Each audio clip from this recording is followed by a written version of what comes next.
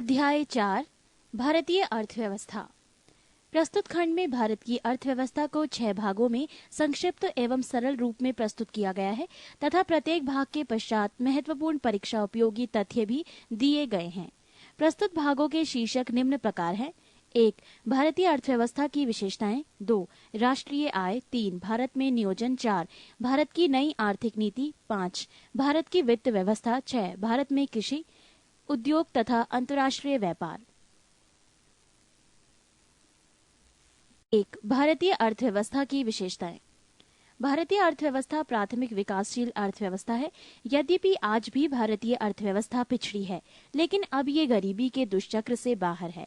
यहाँ की कुल कार्यशील जनसंख्या का लगभग 52% भाग आज भी कृषि में लगा हुआ है, जबकि सकल घरेलू उत्पाद में कृषि क्षेत्र का योगदान 14.6% है। कृषि क्षेत्र की उपरोक्त स्थिति यद्यपि अब भी संतोषजनक नहीं है, फिर भी आजादी के बाद इसमें पर्याप्त सुधार हुआ है। स्वतंत्रता पश्चात देश की आर्थिक आधारभूत संरचना भी अधिक सशक्त तथा मजबूत हुई है। मात्रात्मक दृष्टि से भी देश की अर्थव्यवस्था में काफी सुधार हुआ है। भारत की अर्थव्यवस्था के विभिन्न पहलुओं की विशेषताओं को निम्न बिंदुओं में अलग अलग प्रस्तुत किया जा रहा है। 1. भारतीय अर्थव्यवस्था ग्रामीण तथा कृषि पर आधारित अर्थव्यवस्था है। स्वतंत्रता के 60 वर्ष बाद भी भारत की 52% श्रम शक्ति कृषि क्षेत्र में लगी हुई है तथा राष्ट्रीय आय में इनका योगदान लगभग 14.6% है। इसके आधार पर कहा जा सकता है कि भारतीय अर्थव्यवस्था अभी भी कृषि प्रधान ही है। 2. भारतीय अर्थव्यवस्था मिश्रित अर्थव्यवस्था है। मिश्रित अर्थव्यवस्था का अर्थ निजी क्षेत्र तथा सार्वजनिक क्षेत्र का सह अस्तित्व है।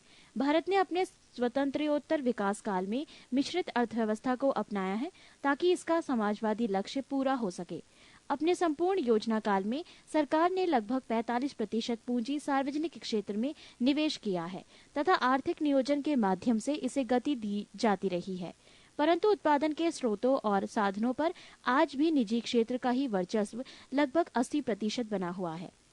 उदारीकरण के पश्चात भारतीय अर्थव्यवस्था पूंजीवादी अर्थव्यवस्था की ओर अग्रसर है। 3. भारतीय अर्थव्यवस्था अल्प विकसित अर्थव्यवस्था है। भारतीय अर्थव्यवस्था के अल्प विकसित होने की पुष्टि निम्न तथ्यों से की जा सकती है। A. भारत की राष्ट्रीय आय काफी कम है तथा प्रति व्यक्ति आय का स्तर बहुत नीचा है। विश्व विकास रिपोर्ट 2010 के अनुसार वर्ष 2007 में भारत में प्रति व्यक्ति आय $1070 थी। B.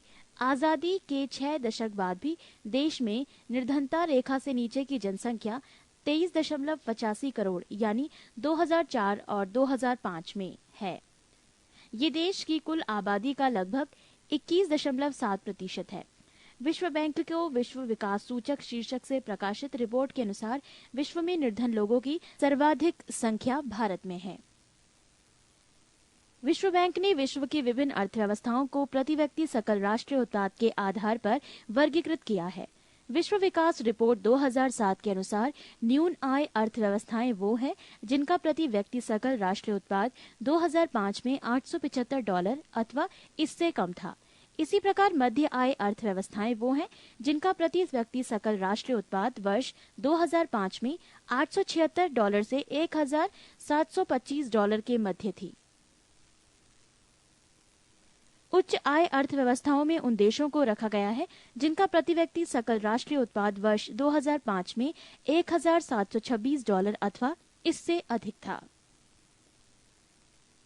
पृष्ठ 240। विश्व की 1.3 अरब निर्धन जनसंख्या का सर्वाधिक 36% भाग भारत में है। इन निर्धनों की आय $1 प्रतिदिन से भी कम है। C. बेरोजगारी का स्तर काफी ऊंचा है। सन 2004 से 2005 में बेरोजगारी की संख्या 34.74 मिलियन है। D. पूंजी व संसाधनों की न्यूनता है तथा सकल घरेलू बचत की दर काफी नीची है।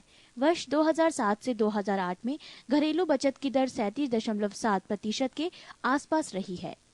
E. जनसंख्या में विस्फोटक वृद्धि हुई है। निष्कर्षतः कहा जा सकता है कि भारत की अर्थव्यवस्था अभी भी अल्प विकसित है तथा ये विकासमान है। राष्ट्रीय आय।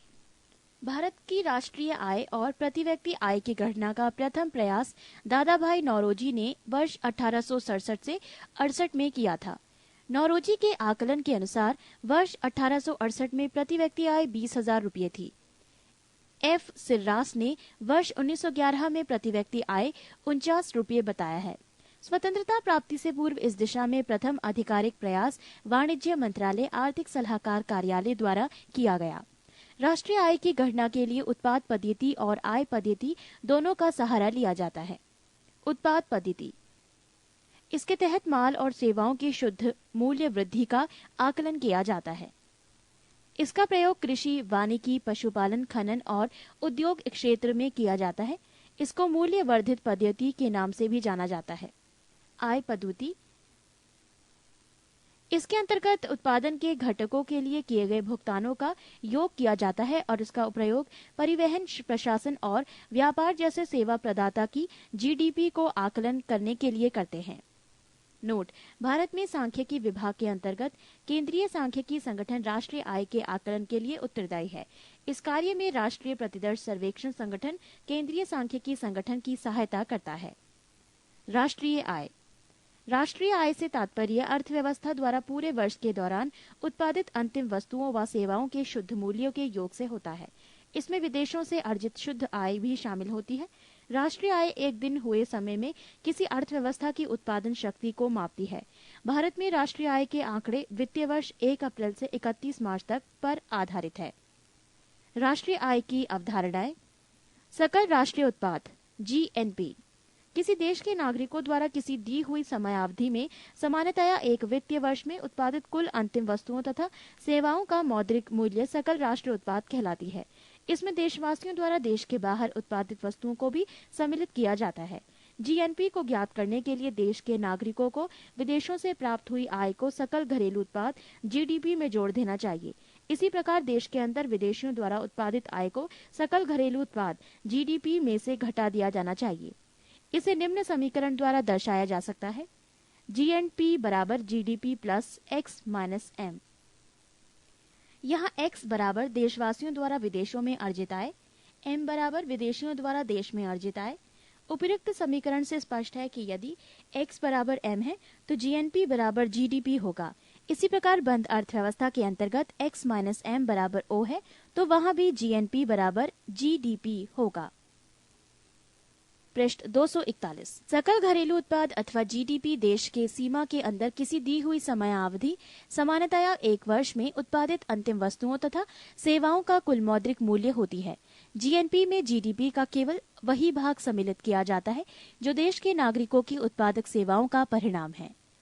वर्तमान 2010 में भारत की सकल घरेलू उत्पाद में सबसे अधिक योगदान सेवा क्षेत्र 57.2%, दूसरे स्थान पर उद्योग 28% तथा तीसरे स्थान पर कृषि 14.6% है।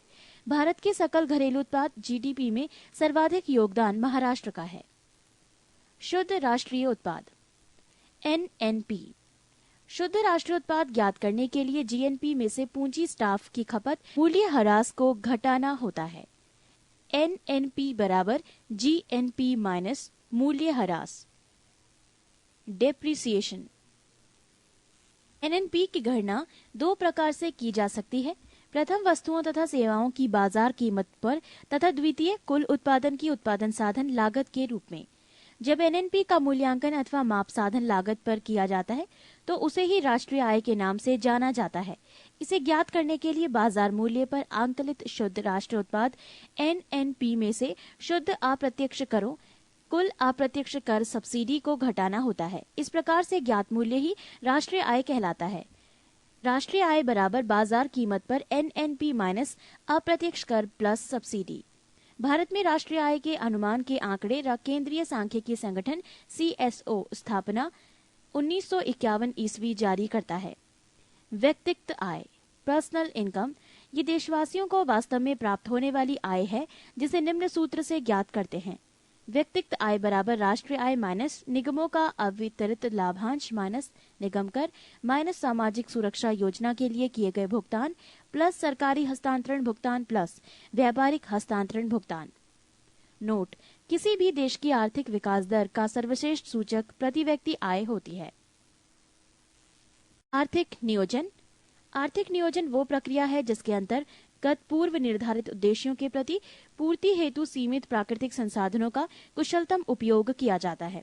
भारत में आर्थिक आयोजन के निर्धारित उद्देश्य हैं: आर्थिक समृद्धि, आर्थिक व सामाजिक असमानता को दूर करना, गरीबी का निवारण तथा रोजगार के अवसरों में वृद्धि। भारत में आर्थिक आयोजन संबंधी प्रस्ताव सर्वप्रथम सन 1934 ईस्वी में विश्वेश्वरैया की पुस्तक प्लान्ड इकोनॉमी फॉर इंडिया में आई थी। तत्पश्चात सन 1938 ईस्वी में अखिल भारतीय कांग्रेस ने ऐसी ही मांग की थी। सन 1944 ईस्वी में कुछ उद्योगपतियों द्वारा बम्बई योजना के तहत ऐसे प्रयास किए गए।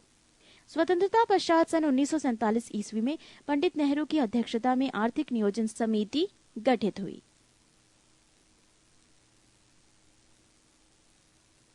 बाद में इसी समिति की सिफारिश पर 15 मार्च 1950 ईस्वी में योजना आयोग का गठन एक गैर सांविधिक तथा परामर्शदात्री निकाय के रूप में किया गया। भारत के प्रधानमंत्री इसके पदेन अध्यक्ष होते हैं। भारत की पहली पंचवर्षीय योजना 1 अप्रैल 1951 से प्रारंभ हुई। भारत में अब तक 10 पंचवर्षीय योजनाएं लागू की जा चुकी हैं और 1 अप्रैल 2007 से 11वीं पंचवर्षीय योजना प्रारंभ की गई है। पृष्ठ 242। पंचवर्षीय योजनाएं, लक्ष्य एवं उपलब्धियां।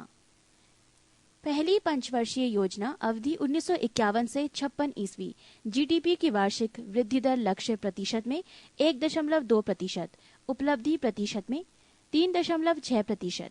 दूसरी पंचवर्षीय योजना अवधि 1956 से 61 ईस्वी, वृद्धि दर 2.5%, उपलब्धि 4.1%।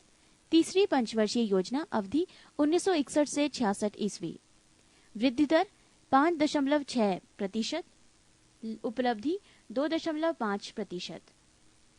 चौथी पंचवर्षीय योजना अवधि 1969 से 74 ईस्वी, वृद्धि दर 5.5%, उपलब्धि 3.3%। पांचवी पंचवर्षीय योजना अवधि 1974 से 78 ईस्वी, वृद्धि दर लक्ष्य 4.4%, उपलब्धि में 5.0%। छठी पंचवर्षीय योजना अवधि 1980 से 85 ईस्वी, वृद्धि दर 5.2%, उपलब्धि 5.4%। सातवीं पंचवर्षीय योजना अवधि 1985 ईस्वी से 90 ईस्वी, वृद्धि दर 5.4%, उपलब्धि 5.8%।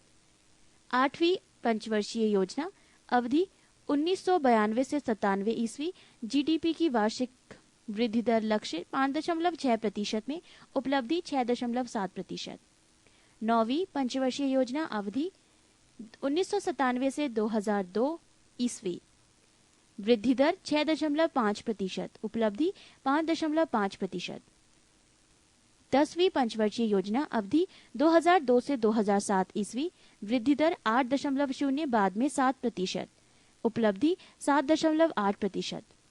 11वीं पंचवर्षीय योजना अवधि 2007 से 2012 ईस्वी, वृद्धि दर लक्ष्य 9.0, अंतिम वर्ष 10%, उपलब्धि डैश। इसके अतिरिक्त 7 पंचवार्षिक योजनाएं भी बनी। ये वार्षिक योजनाएं 1966 से 67, 67 से 68, 68 से 69, 1978 से 69, 79 से 80 तथा 1990 से 91, 91 से 92 ईस्वी के लिए बनी थी। 1978 से 83 ईस्वी के लिए जनता सरकार ने अनवरत योजना चलाई, परंतु 1980 ईस्वी में कांग्रेस सरकार ने इसे रोककर 1980 ईस्वी में छठी पंचवर्षीय योजना शुरू किया। प्रथम पंचवर्षीय योजना 1951 ईस्वी से 56 ईस्वी।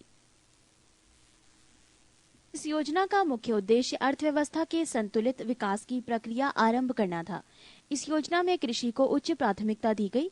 ये सबल योजना रही तथा इसने लक्ष्य से आगे 3.6% विकास दर को हासिल किया। इस योजना के दौरान राष्ट्रीय आय में 18% तथा प्रति व्यक्ति आय में 11% की कुल वृद्धि हुई। इस योजना काल में सार्वजनिक उद्योग के विकास की उपेक्षा की गई तथा बाद में इस मद में मात्र 6% राशि खर्च की गई। द्वितीय पंचवर्षीय योजना 1956 से 61 ईस्वी। यह योजना पीसी महालनबिस मॉडल पर आधारित थी। इसका मुख्य उद्देश्य समाजवादी समाज की स्थापना करना था। इस योजना में देश के जीवन स्तर को ऊंचा उठाने के लिए 5 वर्षों में राष्ट्रीय आय में 25% की वृद्धि करने का लक्ष्य निर्धारित किया गया था।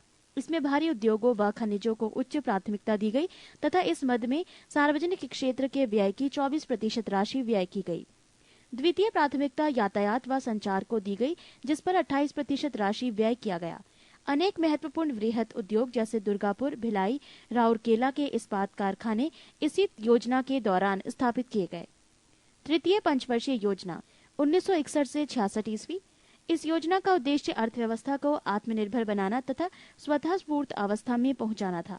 ये योजना अपने लक्ष्य 5.6% की वृद्धि दर को प्राप्त करने में असफल रही तथा 2.5% प्रतिवर्ष की वृद्धि दर ही प्राप्त कर सकी। इस योजना में कृषि तथा उद्योग दोनों को प्राथमिकता दी गई।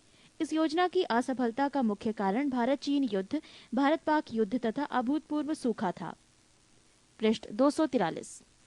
योजना अवकाश 1966 से 67 से 1968 से 1969 ईस्वी। इस अवधि में 3 वार्षिक योजनाएं तैयार की गई। इस अवकाश अवधि में कृषि तथा संबद्ध क्षेत्र और उद्योग क्षेत्रों को समान प्राथमिकता दी गई। योजना अवकाश का प्रमुख कारण भारत पाक संघर्ष तथा सूखा के कारण संसाधनों की कर्मी मूल्य स्तर में वृद्धि रही। चतुर्थ पंचवर्षीय योजना 1969 से 74 ईस्वी। इस योजना के मुख्य उद्देश्य थे स्थायित्व के साथ विकास तथा आर्थिक आत्मनिर्भरता की प्राप्ति। इस योजना में समाजवादी समाज की स्थापना को भी विशेष रूप से लक्षित किया गया। इस योजना में अपने लक्ष्य को प्राप्त करने में असफल रही तथा 5.5% की वृद्धि दर लक्ष्य के विरुद्ध मात्र 3.3% वार्षिक वृद्धि दर प्राप्त की जा सकी। योजना की विफलता का कारण मौसम की प्रतिकूलता तथा बांग्लादेशी शरणार्थियों का आगमन था। पांचवी पंचवर्षीय योजना 1974 से 78 ईस्वी। इस योजना का मुख्य उद्देश्य गरीबी उन्मूलन तथा आत्मनिर्भरता की प्राप्ति थी। योजना में आर्थिक स्थायित्व लाने को उच्च प्राथमिकता दी गई। इसी योजना में 20 सूत्री कार्यक्रम 1975 की शुरुआत हुई। योजना के दौरान विकास लक्ष्य प्रारंभ में 5.5% वार्षिक वृद्धि रखी गई, परंतु बाद में इसे संशोधित कर 4.4% की वार्षिक कर दी गई। इस योजना में पहली बार गरीबी तथा बेरोजगारी पर ध्यान दिया गया। योजना में सर्वोच्च प्राथमिकता कृषि को दी गई, तत्पश्चात उद्योग व खनिज क्षेत्र को। ये योजना सामान्यतः सफल रही, परंतु गरीबी तथा बेरोजगारी में विशेष कमी नहीं हो सकी। जनता पार्टी शासन द्वारा आरंभ इस योजना को सन 1978 ईस्वी में ही समाप्त करने का निर्णय लिया गया। छठी पंचवर्षीय योजना 1980 से 85 ईस्वी। इस योजना का प्रारंभ रोलिंग प्लान 1978 से 83 जो जनता पार्टी सरकार द्वारा बनाई गई थी को समाप्त करके की गई। इस योजना का मुख्य उद्देश्य गरीबी उन्मूलन और रोजगार में वृद्धि था। पहली बार गरीबी उन्मूलन पर विशेष जोर दिया गया। योजना में विकास का लक्ष्य 5.2% वार्षिक वृद्धि दर रखा गया तथा सफलतापूर्वक 5.4% की वार्षिक वृद्धि दर प्राप्त की गई। इस योजना के दौरान समन्वित ग्रामीण विकास कार्यक्रम जैसे महत्वपूर्ण कार्यक्रम शुरू किए गए। सातवीं पंचवर्षीय योजना 1985 से 90 ईस्वी। प्रमुख उद्देश्य 1. समग्र रूप से उत्पादकता को बढ़ाना तथा रोजगार के अधिक अवसर जुटाना। 2. साम्य एवं न्याय पर आधारित सामाजिक प्रणाली की स्थापना।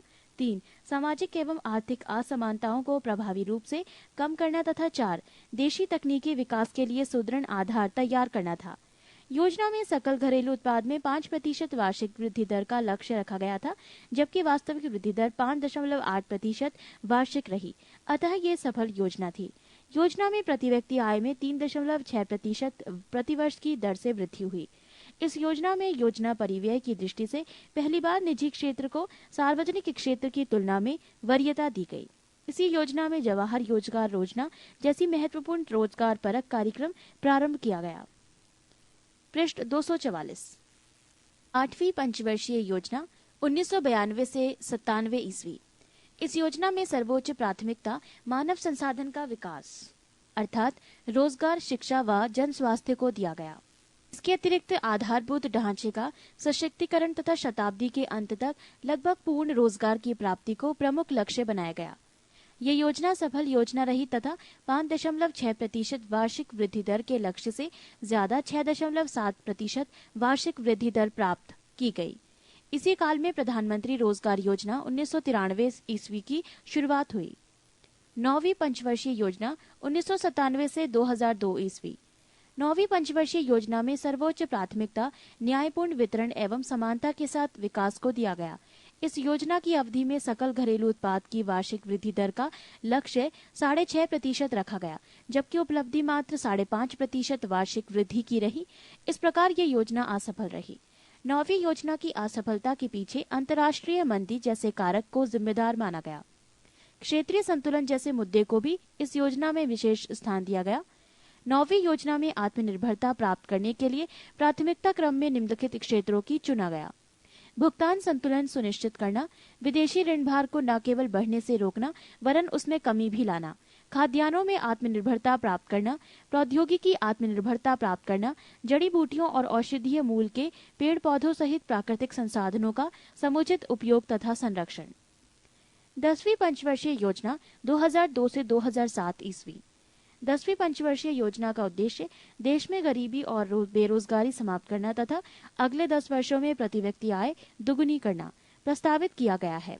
योजना अवधि में सकल घरेलू उत्पाद में वार्षिक 8% की वृद्धि का लक्ष्य रखा गया है। योजना के दौरान प्रतिवर्ष $7.5 अरब की प्रत्यक्ष विदेशी निवेश को रखा गया है। योजना अवधि में 5 करोड़ रोजगार के अवसरों का सृजन करना लक्षित है। इसके अतिरिक्त सन 2007 ईस्वी तक अर्थात योजना के अंत तक साक्षरता 75%, शिशु मृत्यु दर 45 प्रति हजार या इससे कम तथा वनाच्छादन 25% करने का लक्ष्य रखा गया है। 10वीं योजना का मूल्यांकन। भारत की 10वीं पंचवर्षीय योजना 31 मार्च 2007 को समाप्त हो गई। 10वीं पंचवर्षीय योजना के उपलब्ध अंतिम आंकड़ों फाइनल आंकड़ा नहीं के अनुसार ये योजना अब तक की सफलतम योजना रही है। इस योजना में 7.80% की औसत सालाना वृद्धि दर प्राप्त की गई, जो अब तक किसी योजना में प्राप्त की गई सर्वोच्च वृद्धि दर है। अर्थव्यवस्था के तीनों प्रमुख क्षेत्रों कृषि, उद्योग व सेवा में 10वीं योजना के दौरान प्राप्त की गई वृद्धि दरें इनके लिए निर्धारित किए गए लक्ष्यों में काफी निकट रही हैं। कृषि में 4% सालाना वृद्धि का लक्ष्य था और अंतिम आंकड़ों के अनुसार प्राप्ति 3.42% की रही।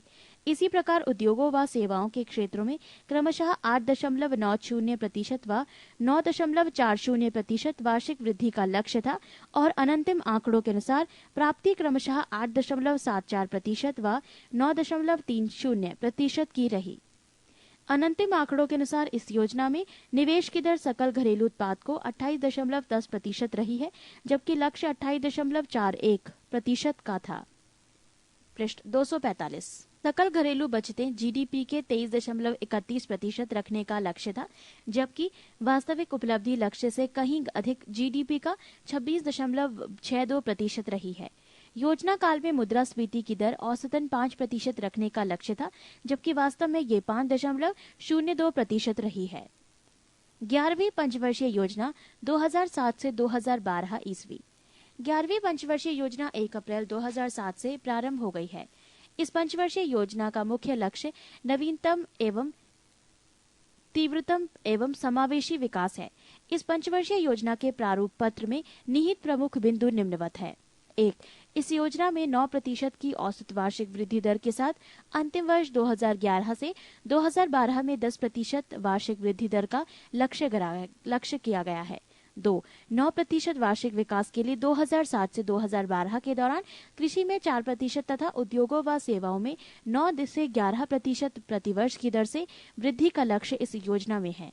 3. देश के सभी ग्रामों में विद्युतीकरण का लक्ष्य है। 4. रोजगार के 70 मिलियन नए अवसर सृजित करना। 5. शैक्षिक बेरोजगारी को 5% से नीचे लाना। 6. अकुशल श्रमिकों की वास्तविक मजदूरी दर में 20% तक की वृद्धि करना।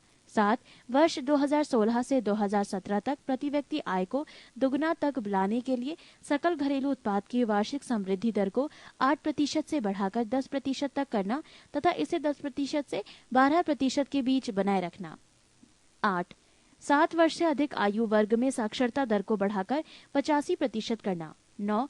प्राथमिक शिक्षा के स्तर पर विद्यालय छोड़कर घर बैठ जाने वाले बालकों की दर को वर्ष 2003 से 4 में 52.2% से घटाकर वर्ष 2011 से 2012 तक 20% के स्तर पर लाना। 10. साक्षरता के लिंग अंतराल को 10% तक नीचे लाना। 11. साक्षरता दर को कम से कम 75% के स्तर तक लाना। 12. कुल प्रजनन दर को 2.1 तक नीचे लाना। 13. शिशु मृत्यु दर को घटाकर 28 तथा मातृत्व मृत्यु दर को घटाकर प्रति 1000 जीवित जन्म के स्तर पर लाना। 14. महिलाओं एवं लड़कियों में रक्त अल्पता को 11वीं योजना के अंत तक 50% तक घटना। 15. 0 से 6 आयु वर्ग में लिंगानुपात को वर्ष 2011 से 12 तक बढ़ाकर 935 तथा 2016 से 17 तक 950 करना। 16. सभी सरकारी योजनाओं के कुल प्रत्यक्ष तथा परोक्ष लाभार्थियों में महिलाओं एवं बालिकाओं का हिस्सा कम से कम 33% हो। गरीबों तथा बेरोजगारी उन्मूलन से संबंधित योजनाएं तथा उनके प्रारंभ वर्ष। योजनाएं: मरुभूमि विकास कार्यक्रम प्रारंभ वर्ष 1977 से 78 ईस्वी। काम के बदले अनाज कार्यक्रम 1977 से 78 ईस्वी। अंत्योदय योजना कार्यक्रम 1977 से 78 ईस्वी। ट्राइसेम 1979 ईस्वी। एकीकृत ग्रामीण विकास कार्यक्रम 1980 ईस्वी। द्वाकरा 1982 ईस्वी। जवाहर रोजगार योजना 89 ईस्वी। नेहरू रोजगार योजना 1989 ईस्वी। 10 लाख कुआं योजना 1988 से 89 ईस्वी। इंदिरा आवास योजना 1985 से 86 ईस्वी। प्रधानमंत्री रोजगार योजना 1993 ईस्वी। रोजगार आश्वासन योजना 1993 ईस्वी। स्वर्ण जयंती शहरी रोजगार योजना 1997 ईस्वी। स्वर्ण जयंती ग्राम स्वरोजगार योजना 1999 ईस्वी। जवाहर ग्राम समृद्धि योजना 1999 ईस्वी। प्रधानमंत्री ग्रामोदय योजना 2000 से 2001 ईस्वी। अन्नपूर्णा योजना 2000 ईस्वी। जनश्री बीमा योजना 2000 से 2001 ईस्वी। अंत्योदय अन्न योजना 2000 ईस्वी। आश्रय बीमा योजना 2001 से 2002 ईस्वी। जेपी रोजगार गारंटी योजना 2002 से 2003 ईस्वी। भारत निर्माण कार्यक्रम 2005 से 2006 ईस्वी। राष्ट्रीय ग्रामीण रोजगार गारंटी कार्यक्रम 2006 ईस्वी। पृष्ठ 246। 17 नवंबर 2007 तक देश के सभी गांवों तक टेलीफोन पहुंचाना तथा 2012 तक सभी गांवों में ब्रॉडबैंड सुविधा मुहैया कराना। 18 सभी गांवों तथा निर्धनता रेखा से नीचे के सभी परिवारों में सन 2009 तक विद्युत संयोजन सुनिश्चित कराना तथा 11वीं योजना के अंत में इनमें 24 घंटे विद्युत आपूर्ति प्रवाहित करना। 19 सन 2009 तक 1000 जनसंख्या वाले सभी गांवों पर्वतीय एवं जनजातीय क्षेत्रों में 500 जनसंख्या तक सभी मौसमों के लिए उपयुक्त पक्की सड़कें सुनिश्चित करना। 20 2012 तक सभी को घर बनाने के लिए भूमि उपलब्ध करना। 21 वन एवं पेड़ों के अंतर्गत क्षेत्रफल में 5% की वृद्धि करना। 22 2011 से 2012 तक देश के सभी बड़े शहरों में वायु गुणवत्ता के विश्व स्वास्थ्य संगठन के मानक प्राप्त करना। 23 नदियों के जल को स्वच्छ बनाने के लिए समस्त शहरी तरल कचरे को उपचारित करना। 24 वर्ष 2016 से 2017 तक ऊर्जा क्षमता को 20% बढ़ाना। राष्ट्रीय ग्रामीण रोजगार गारंटी अधिनियम नरेगा प्रारंभ 2 फरवरी 2006 आंध्र प्रदेश के बांदावली जिले के अनंतपुर गांव से। Act national rural employment guarantee अधिनियम सितंबर 2005। नीति निर्माता जया ड्रेज बेल्जियम के अर्थशास्त्री। क्रियान्वयन ग्रामीण विकास मंत्रालय द्वारा लागू। शुरू में ये योजना 27 राज्यों के 200 जिलों में लागू हुआ। अप्रैल 2008 से ये 614 जिलों में लागू है। विलय संपूर्ण ग्राम रोजगार योजना प्लस काम के लिए अनाज योजना। वित्तीय सहयोग केंद्र तथा राज्य सरकारों के मध्य 90:10 के अनुपात में दी जाती है। योजना का प्रारूप प्रत्येक रवि परिवार को 1 वर्ष में 100 दिन का रोजगार। इसमें 33% महिलाओं की भागीदारी होगी। 15 दिन तक रोजगार प्रदान न करने पर बेरोजगारी भत्ता देना होगा। कार्यस्थल पर मृत्यु होने या स्थायी अपंगता की स्थिति में केंद्र सरकार द्वारा 25,000 रुपये की राशि दी जाएगी। कार्य की अवधि 7 घंटे होगी तथा सप्ताह में 6 दिन से अधिक नहीं होगी। कार्यस्थल घर के 5 किलोमीटर के भीतर हो। दूर होने पर 10% अतिरिक्त मजदूरी देनी होगी। काम पाने का अधिकार एक कानूनी अधिकार है। नोट नरेगा का नाम 2 अक्टूबर 2009 को परिवर्तित करके मनरेगा यानी महात्मा गांधी रोजगार गारंटी योजना कर दिया गया है। भारतीय आयोजना से संबंधित अन्य महत्वपूर्ण तथ्य। भारत में योजना निर्माण हेतु केंद्रीय निकाय है। योजना आयोग अध्यक्ष प्रधानमंत्री। राष्ट्रीय विकास परिषद का गठन 6 अगस्त 1952 ईस्वी को हुआ। प्रधानमंत्री इसका अध्यक्ष तथा योजना आयोग का सचिव इसका सचिव होता है। सभी राज्यों के मुख्यमंत्री और योजना आयोग के सदस्य राष्ट्रीय विकास परिषद के सदस्य होते हैं। दीर्घकालिक योजना वो योजना होती है जो योजना आयोग द्वारा सामाजिक एवं राजनीतिक उद्देश्यों को ध्यान में रखकर 15 से 20 वर्षों के लिए बनाई जाती है। योजना का अंतिम अनुमोदन राष्ट्रीय विकास परिषद द्वारा होता है। देश की प्रथम पंचवर्षीय योजना हेरोल्ड डोमर मॉडल पर आधारित थी। भारत में गरीबी का आकलन पर्याप्त मात्रा में ऊर्जा उपभोग न कर पाने की क्षमता के आधार पर किया जाता है। उस व्यक्ति को निर्धनता की रेखा से नीचे माना जाता है जो ग्रामीण क्षेत्रों में प्रतिदिन 2400 कैलोरी व शहरी क्षेत्रों में 2100 कैलोरी भोजन प्राप्त करने में असमर्थ है। ये मापदंड योजना आयोग द्वारा निर्धारित किया गया है। निर्धनों की निरपेक्ष संख्या के मामले में उत्तर प्रदेश का स्थान जहां सबसे ऊपर है, वहीं निर्धनता अनुपात के मामले में कुल जनसंख्या में निर्धन जनसंख्या का प्रतिशत उड़ीसा 46.4% का स्थान सर्वोच्च है। पृष्ठ 247। नई आर्थिक नीति। नई आर्थिक नीति आर्थिक सुधार से संबंधित है, जिसका उद्देश्य उत्पादकता में सुधार, नई तकनीक को आत्मसात करना तथा समग्र रूप से क्षमता के पूर्णतः प्रयोग को एक राष्ट्रीय अभियान का रूप देना है। नई आर्थिक सुधार की रूपरेखा सर्वप्रथम राजीव गांधी के प्रधानमंत्री काल में सन 1985 ईस्वी में बनाई एवं शुरू की गई।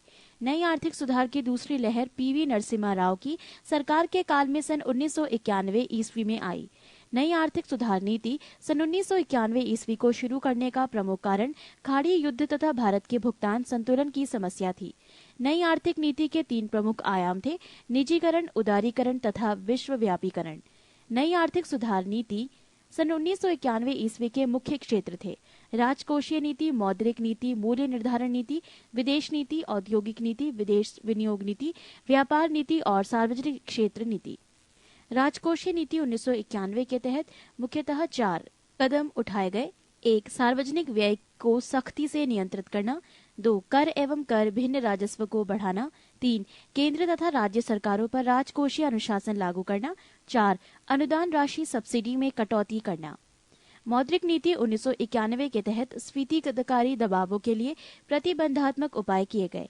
औद्योगिक सुधार नीति 1991 के अधीन जिन उपायों को लागू किया गया वो हैं: 1. 18 उद्योगों की सूची को छोड़ अन्य सभी उद्योगों के लिए लाइसेंस हटा दिए गए। 2. MRTP कंपनियों को विनियोग हेतु MRTP आयोग से मुक्त कर दिया गया। 3. सार्वजनिक क्षेत्र के लिए आरक्षित क्रियाओं का दायरा सीमित कर दिया गया तथा उक्त क्षेत्र में निजी क्षेत्र को अनुमति दी गई। विदेशी विनियोग नीति 1991 के तहत जिन सुधारों को लक्ष्यबद्ध किया गया वो हैं: 1. बहुत से उद्योगों में 51% विदेशी हिस्सा पूंजी के स्वामित्व की सीमा तक प्रत्यक्ष विदेशी विनियोग की स्वतः स्वीकृति दी गई। 2. निर्यात क्रियाओं में लगी विदेशी व्यापार कंपनी को 51% तक हिस्सा पूंजी लगाने की अनुमति होगी। 3. सरकार उच्च प्राथमिकता वाले उद्योगों में टेक्नोलॉजी संधियों के लिए स्वतः स्वीकृति प्रदान करेगी। व्यापार नीति 1991 के तहत अर्थव्यवस्था के अंतर्राष्ट्रीय एकीकरण को प्रोन्नत करने हेतु उद्योग को प्राप्त अत्यधिक व अविवेकपूर्ण संरक्षण धीरे धीरे समाप्त करने की दिशा में कदम उठाए गए। सार्वजनिक क्षेत्र संबंधी नीति 1991 के तहत उद्यमों में कार्यकुशलता तथा बाजार अनुशासन लाने के लिए जिन उपायों को लागू किया वो हैं: 1. आरक्षित उद्योगों की संख्या घटाकर 8 कर दी गई थी। वर्तमान में केवल 3 उद्योग। 2. जीर्ण उद्योग के पुनरुत्थान का कार्य औद्योगिक एवं वित्तीय पुनर्निर्माण बोर्ड को सौंप दिया गया। 3. सार्वजनिक उद्यमों के निष्पादन में उन्नति के लिए उद्यमों का बोध ज्ञापन MOU के माध्यम से मजबूत किया गया। 4. श्रमिकों की संख्या कम करने के लिए स्वैच्छिक सेवा निवृत्ति योजनाएं आरंभ की गई। पृष्ठ 248। नई आर्थिक सुधार नीति सन 1991 ईस्वी से आगे बढ़ते हुए अब तक काफी खुली, उदार तथा वैश्वीकृत हो चुकी है। इस समय नई औद्योगिक नीति के तहत आरक्षित उद्योगों की संख्या 3 है: 1. परमाणु ऊर्जा, 2. रेल परिवहन एवं 3. परमाणु ऊर्जा की अनुसूची में निर्दिष्ट खनिज। 9 मई 2001 के मंत्रिमंडलीय निर्णय के अनुसार सरकार ने सुरक्षा उत्पादन के क्षेत्र में निजी क्षेत्र के प्रवेश की अनुमति प्रदान कर दी है, जिसके लिए कंपनी की रक्षा को मंत्रालय लाइसेंस देना पड़ता है। संसाधन जुटाने तथा कार्यकुशलता लाने की दृष्टि से सार्वजनिक उद्यमों के संबंध में विनिवेश की नई नीति वर्ष 1991 से 92 से अपनाई गई है। 100% निर्यात मूलक इकाइयों में 100% विदेशी पूंजी निवेश की अनुमति दी गई है। विनिवेश या अपनिवेश डिसइन्वेस्टमेंट का अर्थ उद्यमों में सरकारी भागीदारी घटाना है। सन 1996 ईस्वी में विनिवेश मुद्दे पर समीक्षा, सुझाव तथा विनियमन के लिए विनिवेश कमीशन का गठन किया गया था। विनिवेश कमीशन के पहले अध्यक्ष GV रामकृष्ण थे। औद्योगिक आधुनिकीकरण, तकनीकी विकास के परिणाम स्वरूप प्रभावित होने वाली तथा बंद की जाने वाली रुग्ण औद्योगिक इकाइयों के विस्थापित श्रमिकों की सहायता तथा पुनर्स्थापना के लिए सन 1992 ईस्वी में राष्ट्रीय नवीकरण निधि की स्थापना की गई। नवरत्न वैसी कंपनियां हैं जो विश्व स्तरीय कंपनियों के रूप में उभर रही है तथा जिसे सरकार ने प्रोत्साहित करने के उद्देश्य से पूर्ण स्वायत्तता प्रदान की है। ऐसे कुल 20 कंपनियों की पहचान की गई है।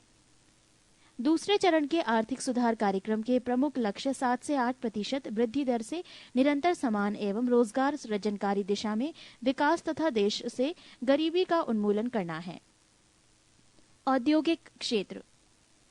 सार्वजनिक बैंकिंग क्षेत्र विदेशी निवेश की सीमा 2009 ईस्वी 49%, निजी बैंकिंग 74%, गैर बैंकिंग वित्तीय कंपनी 100%, बंदरगाह निर्माण 100%, विद्युत एवं ऊर्जा परमाणु छोड़कर 100%, पर्यटन 100%, दूरसंचार 74%, लघु उद्योग क्षेत्र 100%, पेट्रोलियम रिफाइनिंग नई इकाइयां 100%, दवा उद्योग 100%, नागरिक उड्डयन 49%, बीमा क्षेत्र 26%, कोयला खनन 100%।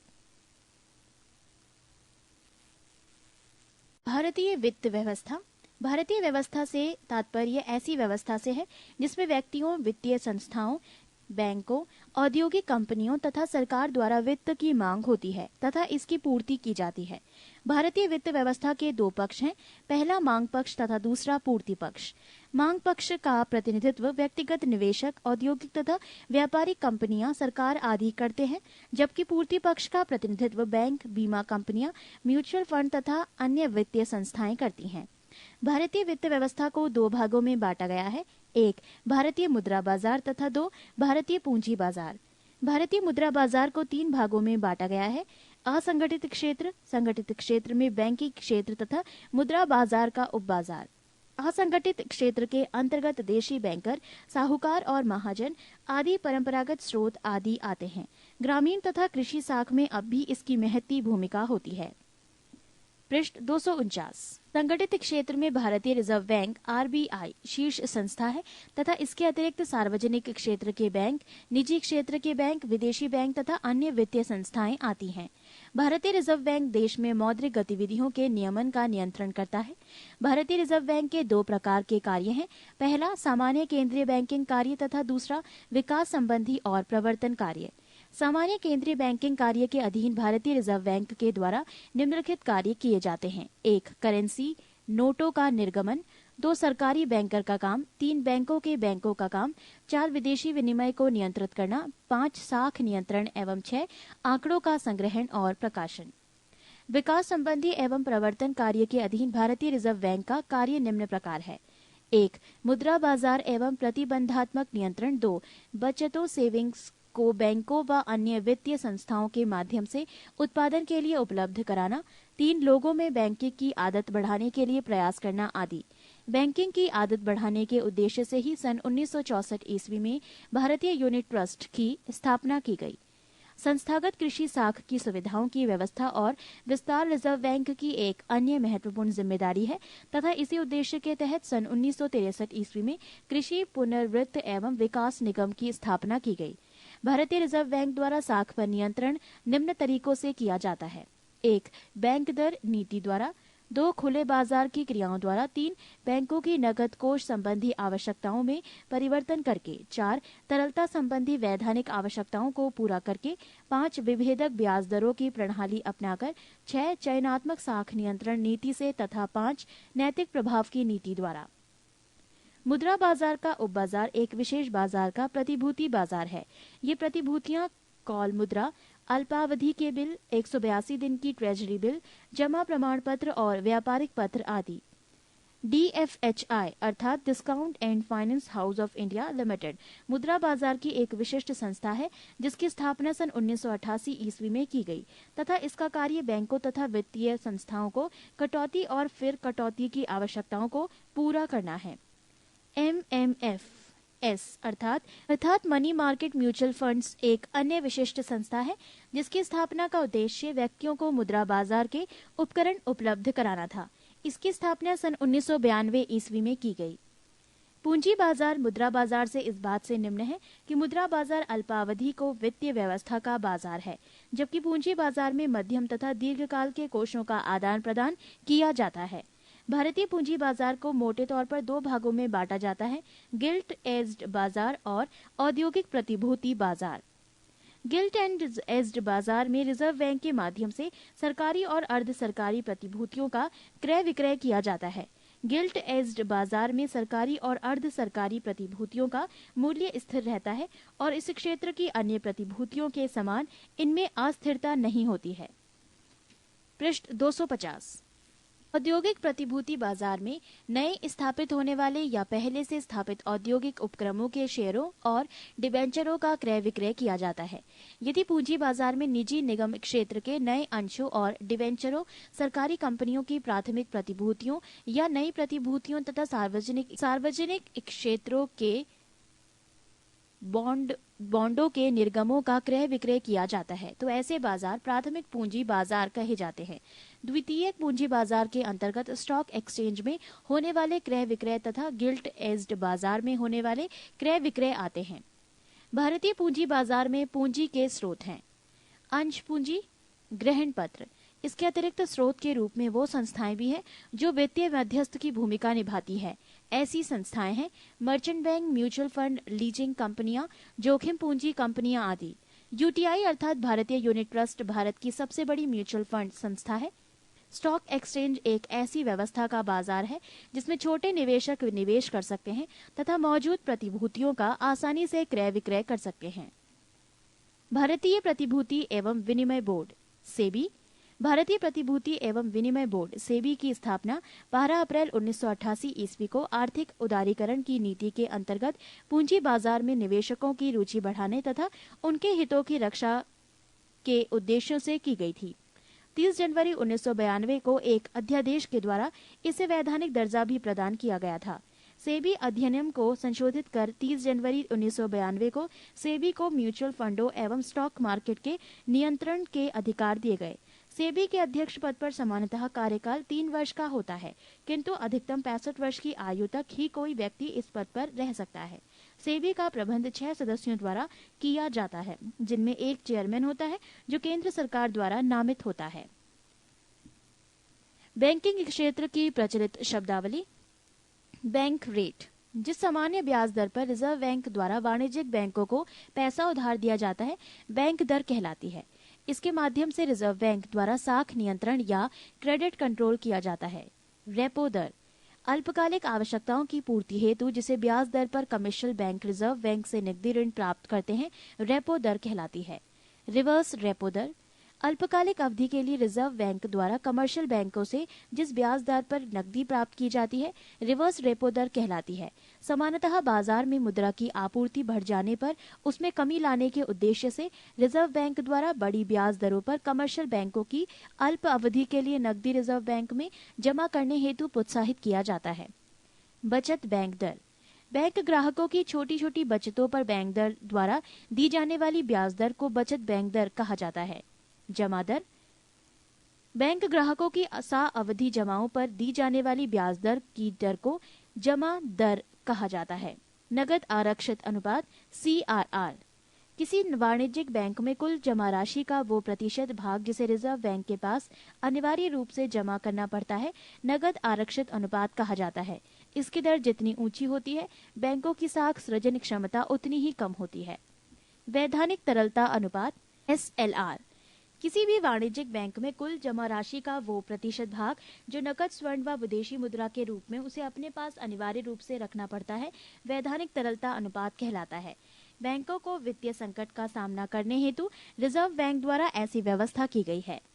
प्राइम लेंडिंग रेट PLR, किसी भी बैंक के लिए प्राइम लेंडिंग रेट वो ब्याज दर है जिस पर बैंक उस ग्राहक को जिसके संबंध में जोखिम शून्य है को ऋण देने को तैयार है। ये दर एक प्रकार से आधारित ब्याज दर के रूप में कार्य करती है। ये थे बैंकिंग क्षेत्र की प्रचलित शब्दावली। भारतीय प्रतिभूति एवं विनिमय बोर्ड कंटिन्यू होता है। पृष्ठ 251।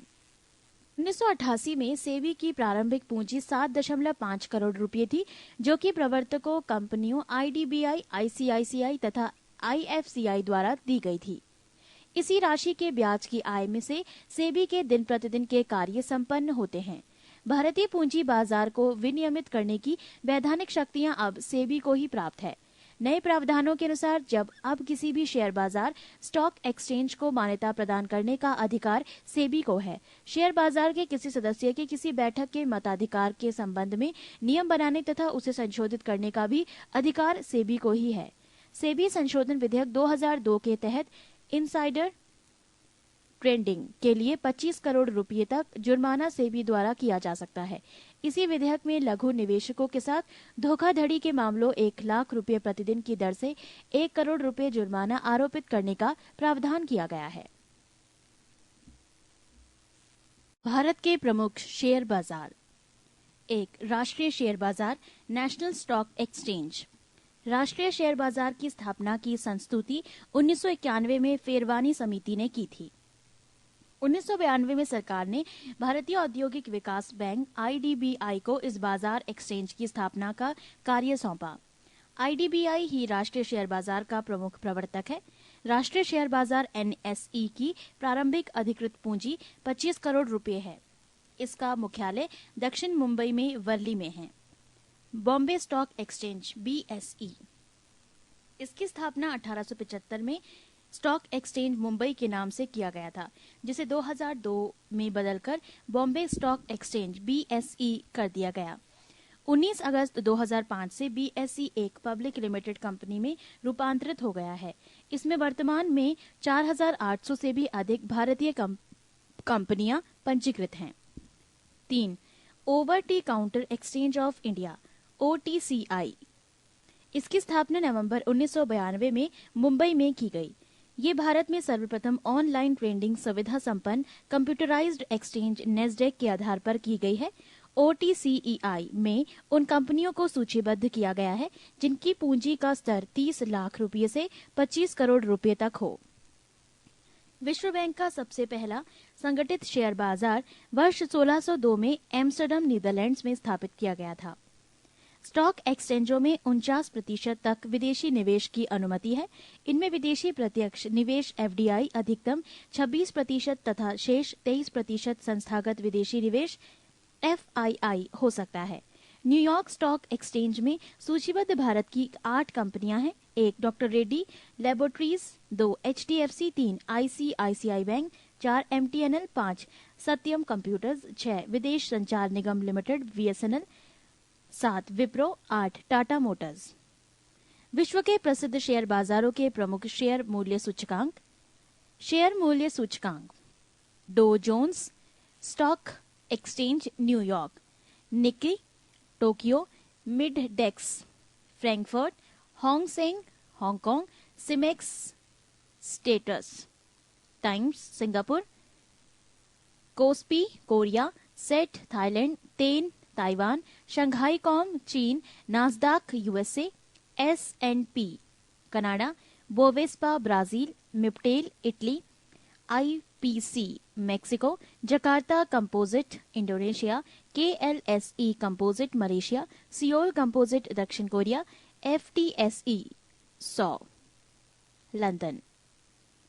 पृष्ठ 252। भारतीय कंपनी अधिनियम के अंतर्गत प्रत्येक कंपनी को पूंजी के लिए अंशों के निर्गमन का अधिकार होता है। इस प्रकार एकत्रित की गई पूंजी अंश पूंजी या शेयर कहलाती है। शेयर होल्डरों के स्टॉक पर हुई कमाई को लाभांश कहते हैं। भारत के प्रमुख शेयर मूल्य सूचकांक। 1. बीएसई सेंसेक्स, ये Mumbai stock exchange the stock exchange Mumbai का संवेदी शेयर सूचकांक है। ये 30 प्रमुख शेयरों का प्रतिनिधित्व करता है। इसका आधार वर्ष 1978 से 79 ईस्वी है। 2. बीएसई 200, ये मुंबई स्टॉक एक्सचेंज का 200 शेयरों का प्रतिनिधित्व करता है। इसका आधार वर्ष 1989 से 90 ईस्वी है। 3. डॉलेक्स। BSE 200 सूचकांक का ही डॉलर मूल्य सूचकांक डॉलेक्स कहलाता है। इसका आधार वर्ष 1989 से 90 ईस्वी है। 4. NSE 50। राष्ट्रीय स्टॉक एक्सचेंज NSE दिल्ली से संबंधित इस सूचकांक का नाम बदलकर S&P CNX निफ्टी रखा गया है। भारतीय वित्तीय व्यवस्था से जुड़े कुछ महत्वपूर्ण तथ्य। भारत में वित्तीय वर्ष 1 अप्रैल से 31 मार्च तक होता है। रिजर्व बैंक की स्थापना 1 अप्रैल 1935 ईस्वी को 5 करोड़ की अधिकृत पूंजी से हुई तथा 1 जनवरी 1949 ईस्वी को इसका राष्ट्रीयकरण किया गया। रिजर्व बैंक भारत का केंद्रीय बैंक है। इसका मुख्यालय मुंबई में है। 1 रुपये के नोट तथा सिक्के का निर्गमन वित्त मंत्रालय भारत सरकार करता है तथा इसके अतिरिक्त समस्त करेंसी नोटों का निर्गमन रिजर्व बैंक करता है। मुद्रा की दशमलव प्रणाली के साथ प्रचलित नया पैसा 1 अप्रैल 1957 से पैसा हो गया। पूर्ण रूप से पहला भारतीय बैंक पंजाब नेशनल बैंक था। इसकी स्थापना 1894 ईस्वी में की गई थी। 1921 ईस्वी में 3 प्रमुख प्रेसिडेंसी बैंकों को मिलाकर भारतीय इंपीरियल बैंक की स्थापना की गई।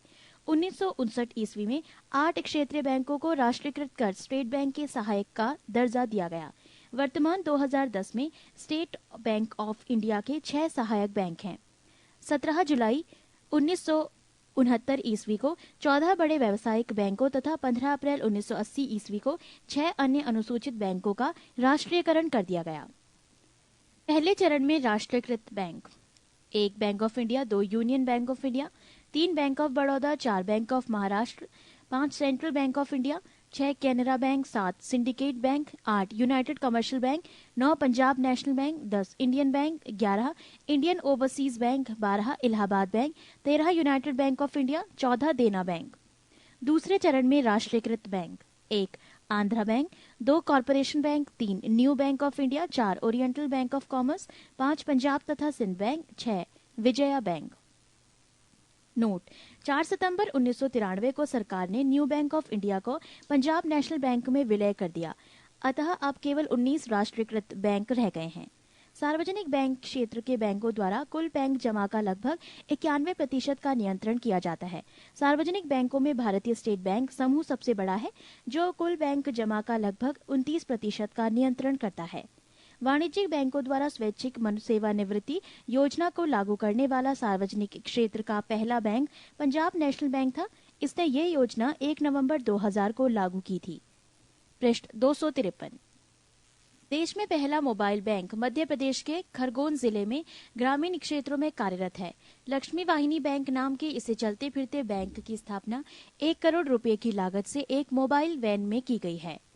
स्टेट बैंक ऑफ इंडिया द्वारा देश का पहला तैरता एटीएम कोच्चि में 9 फरवरी 2004 को लॉन्च किया गया था। ये ATM Kerala shipping and inland navigation corporation के झनकार नाम की स्टीमर में लगाया गया है। ये स्टीमर एर्नाकुलम और विपिन के बीच चलती है। गैर बैंकिंग वित्तीय कंपनी से बैंकिंग रूप में रूपांतरित होने वाला पहला bank Kotak Mahindra bank limited है। पूर्व में यह कोटक महिंद्रा फाइनेंस कंपनी के रूप में कार्यरत था। निजी क्षेत्र के नए बैंकों में सर्वप्रथम यूटीआई बैंक ने 2 अप्रैल 1994 से कार्य करना प्रारंभ किया था। इस बैंक का मुख्यालय अहमदाबाद है।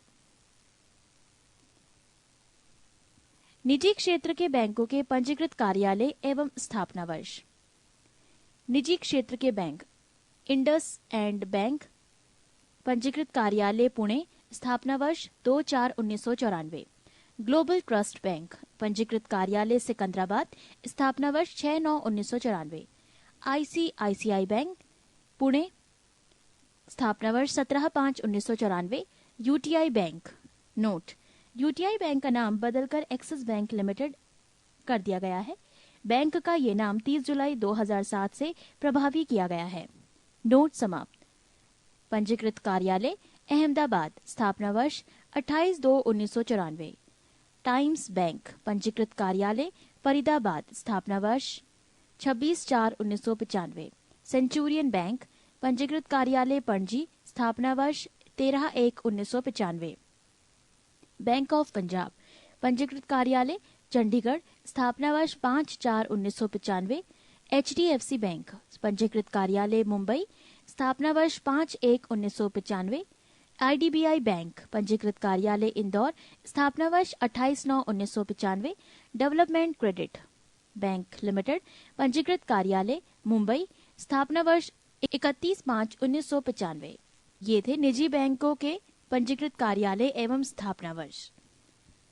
भारत में सरकारी बैंकों का गठन 3 स्तरों वाला है। राज्य सहकारी बैंक संबंधित राज्य में शीर्षस्थ संस्था होती है। इसके बाद केंद्रीय या जिला सहकारी बैंक जिला स्तर पर कार्य करते हैं। तृतीय स्तर पर प्राथमिक ऋण समितियां होती हैं, जो कि ग्राम स्तर पर कार्य करती हैं। प्रथम ग्रामीण बैंक की स्थापना 2 अक्टूबर 1975 ईस्वी को हुई। सिक्किम और गोवा को छोड़कर देश के सभी राज्यों में क्षेत्रीय ग्रामीण बैंक कार्यरत है।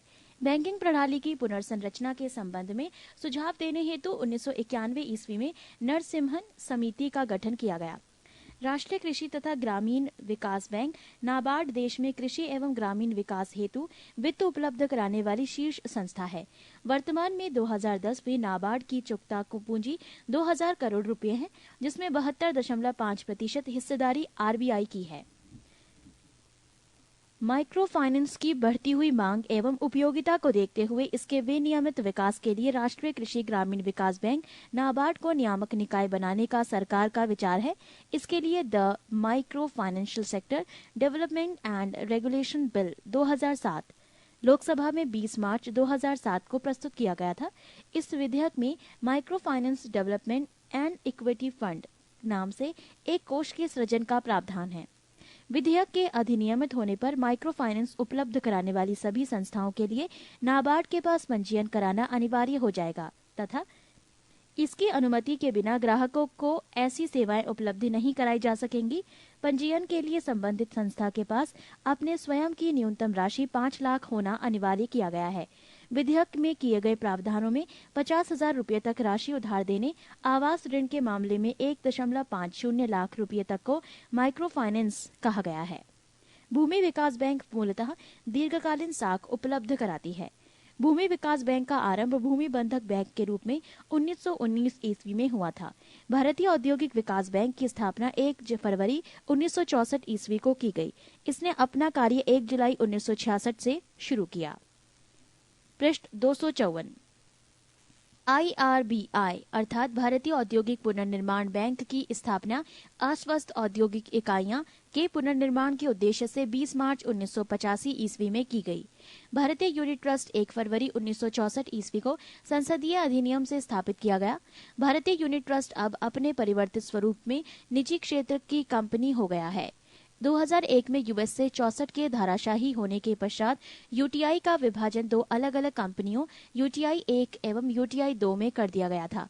यूटीआई के शुद्ध परिसंपत्ति मूल्य नाव आधारित सभी योजनाओं को यूटीआई द्वितीय के अधीन रखा गया था तथा इसकी परिसंपत्तियों का परिचालन का अधिकार भारतीय जीवन बीमा निगम, भारतीय state bank, bank of Baroda व पंजाब नेशनल बैंक को दिया गया था।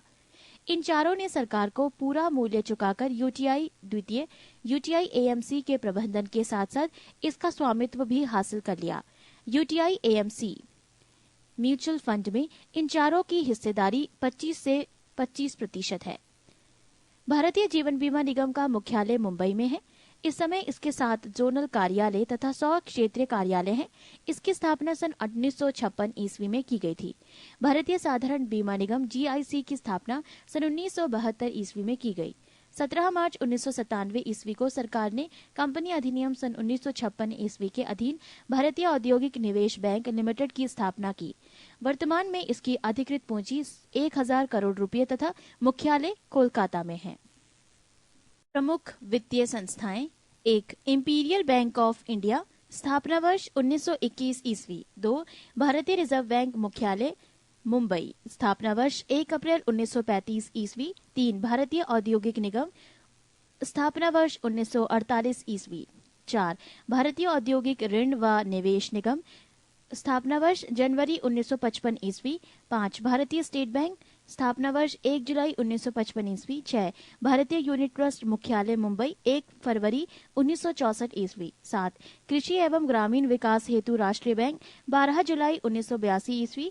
8 भारतीय औद्योगिक पुनर्निर्माण बैंक 20 मार्च 1985 ईस्वी। 9 भारतीय लघु उद्योग विकास बैंक मुख्यालय लखनऊ अप्रैल 1990 ईस्वी। 10 भारतीय निर्यात आयात बैंक 1 जनवरी 1982 ईस्वी। राष्ट्रीय आवास बैंक जुलाई 1988 ईस्वी। 12 क्षेत्रीय ग्रामीण बैंक 2 अक्टूबर 1975 ईस्वी। 13 भारतीय जीवन बीमा निगम मुख्यालय मुंबई सितंबर 1956 ईस्वी। 14 भारतीय साधारण बीमा निगम 1 नवंबर 1972 ईस्वी। 15 राष्ट्रीय कृषि तथा ग्रामीण विकास बैंक नाबार्ड 12 जुलाई 1982 ईस्वी।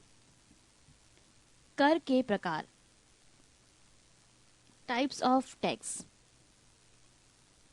प्रत्यक्ष कर, आयकर, संपत्ति कर, उपहार कर।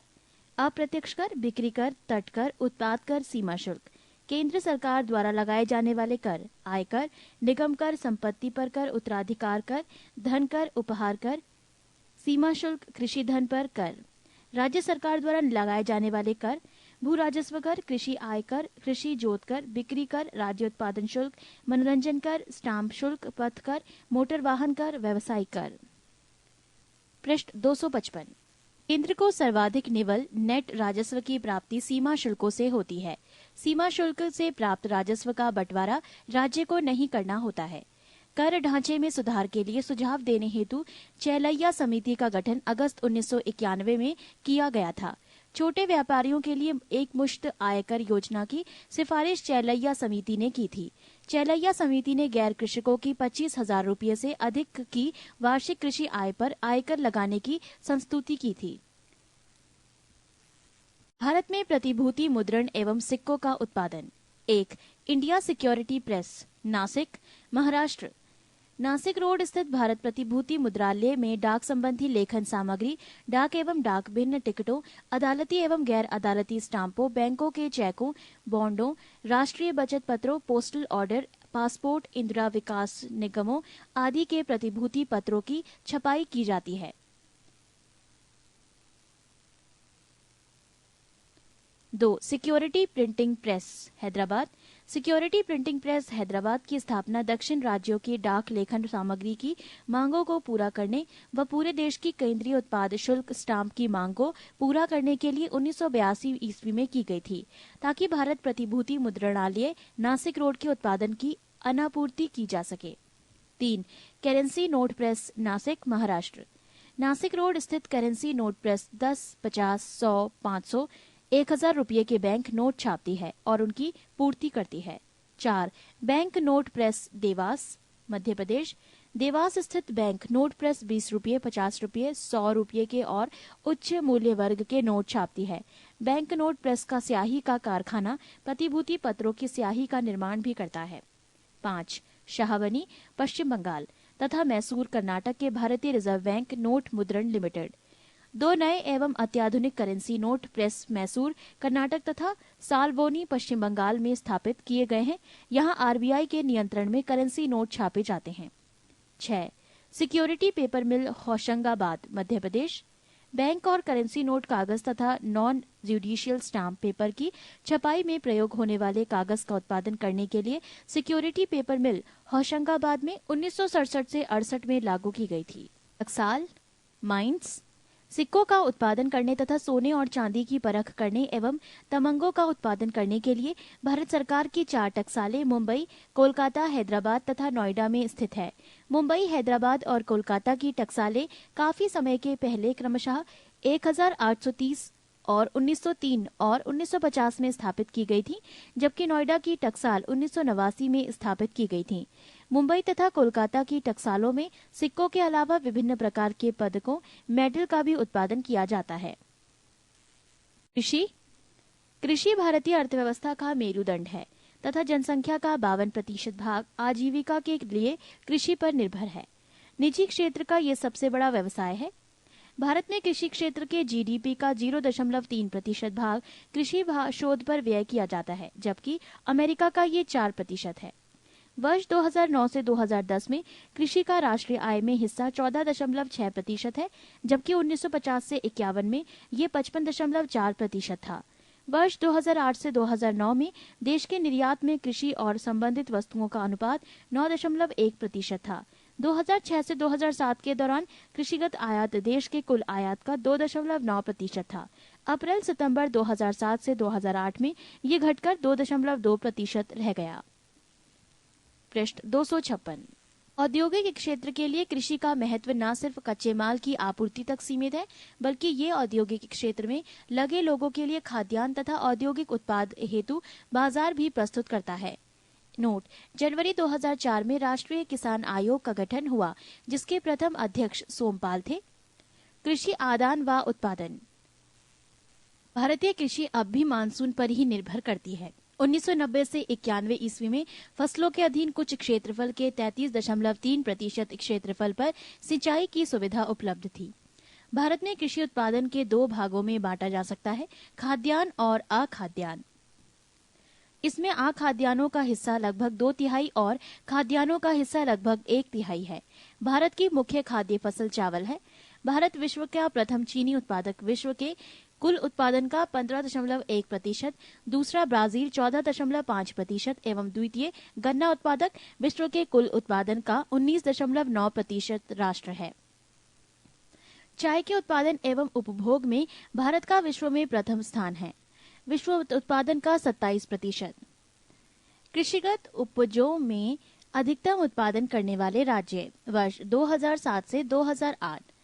चावल राज्य पश्चिम बंगाल और कुल उत्पादन का प्रतिशत 15.22%। गेहूं उत्तर प्रदेश 32.68%। मक्का आंध्र प्रदेश 19.09%। मोटा अनाज राजस्थान 17.47%। दालें महाराष्ट्र 20.46%। कुल खाद्यान्न उत्तर प्रदेश 18.24%। मूंगफली गुजरात 35.95%। सरसों राजस्थान 40.98%। सोयाबीन मध्य प्रदेश 49.95%। सनफ्लावर कर्नाटक 40.41%। समस्त तिलहन मध्य प्रदेश 21.34%।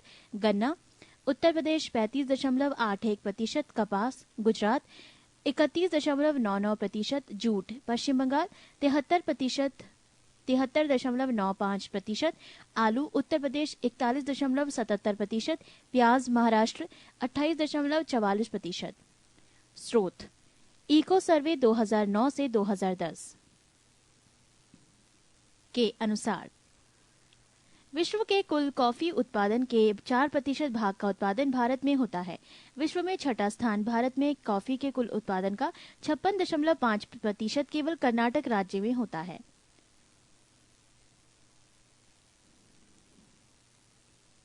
भारत में गेहूं का सर्वाधिक उत्पादन उत्तर प्रदेश में होता है। दूसरे तथा तीसरे स्थान पर क्रमशः पंजाब व हरियाणा है। चावल का सर्वाधिक उत्पादन करने वाला राज्य पश्चिम बंगाल है। दूसरे तथा तीसरे स्थान पर क्रमशः उत्तर प्रदेश तथा पंजाब है। राष्ट्रीय कृषि बीमा योजना अक्टूबर 1999 ईस्वी से लागू किया गया है। भूमि सुधार के अंतर्गत मुख्यतः 3 प्रकार के कदम उठाए गए हैं: मध्यस्थों का उन्मूलन, 2 काश्तकारी सुधार और 3 कृषि का पुनर्गठन। पहली पंचवर्षीय योजनाओं की समाप्ति तक देश में मध्यस्थों का उन्मूलन छोटे छोटे क्षेत्रों को छोड़कर किया जा चुका था। भारत में कृषिगत उत्पादन मिलियन टन। चावल 2007 से 2008 में 96.69%, 2008 से 2009 लक्ष्य 97%, 2008 से 2009 चौथा अग्रिम अनुमान 99.15।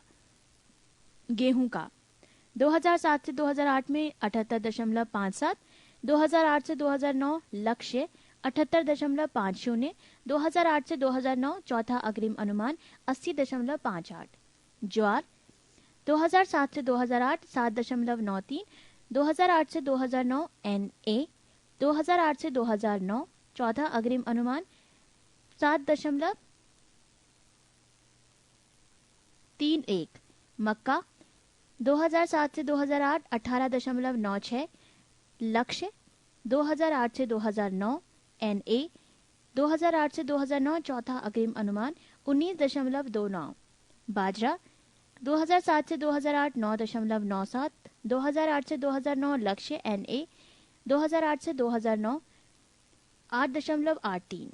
चना 2007 से 2008 5.75, 2008 से 2009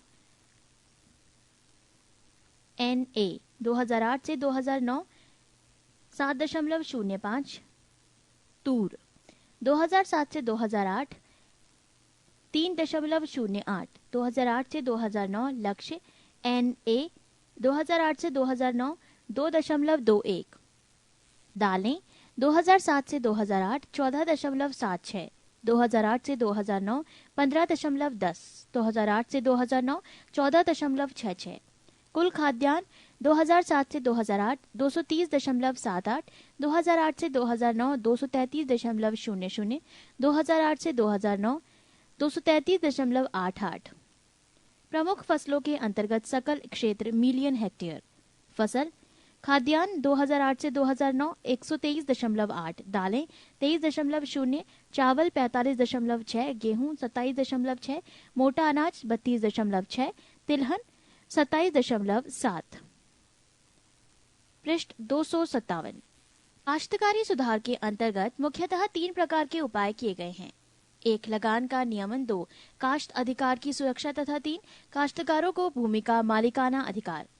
कृषि के पुनर्गठन के अंतर्गत मुख्यतः 2 प्रकार के उपाय, 1. जोतों की सीमाबंदी तथा 2. जोतों की चकबंदी किए गए हैं। जोतों की सीमाबंदी जोत का वो महत्तम क्षेत्रफल है जो राज्य के कानून द्वारा निर्धारित किया जाता है तथा जिससे अधिक जोत का होना अवैध माना जाता है। जोतों की चकबंदी विभाजित तथा खंडित जोतों का इकट्ठा करना है।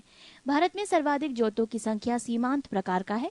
1 हेक्टेयर से कम क्षेत्रफल वाली जोत सीमांत जोत, 1 से 4 हेक्टेयर वाली जोत लघु जोत तथा 4 हेक्टेयर से बड़ी क्षेत्रफल वाली जोत बृहत जोत कही जाती है। भारत में सबसे पहली 1920 ईस्वी में बड़ौदा में चकबंदी लागू की गई है। हरित क्रांति का प्रारंभ तीसरी पंचवर्षीय योजना से माना जाता है।